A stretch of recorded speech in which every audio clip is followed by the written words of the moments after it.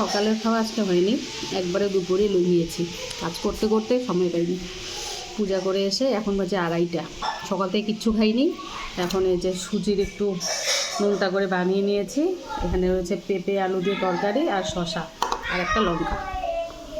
ও mix আচার আছে, এত দিয়ে হবে। এত খিদে পেয়েছে।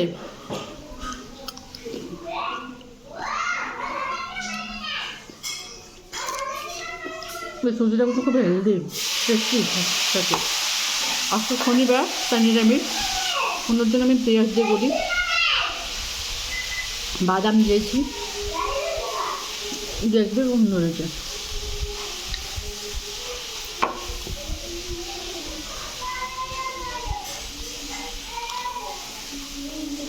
বাবা